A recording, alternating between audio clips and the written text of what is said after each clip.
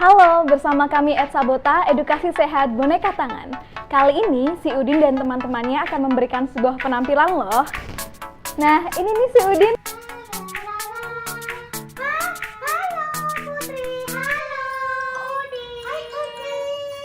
Hai Putri, hai Ayu.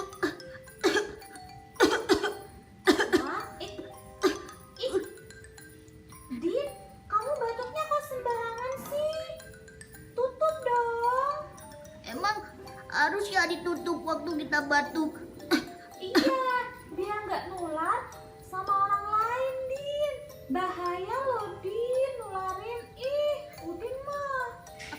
Masa sih bisa nular? Iya, Udin. Ngomong-ngomong, kamu batuknya udah berapa lama, ayo? Udin udah batuk hampir 3 minggu ini sih. Hah? 3 minggu? Itu udah lama, Udin. Kamu udah periksa belum? Udin belum periksa teman-teman.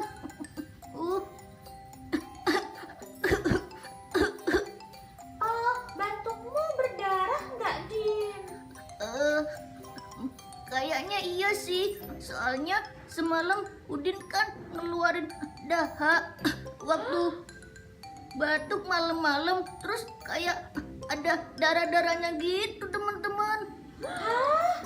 Jangan-jangan itu TBC? Iya, Udin tahu nggak TBC itu? Wah, bahaya nih, bahaya. Apa sih TBC itu? Kok kalian kayak takut gitu sih?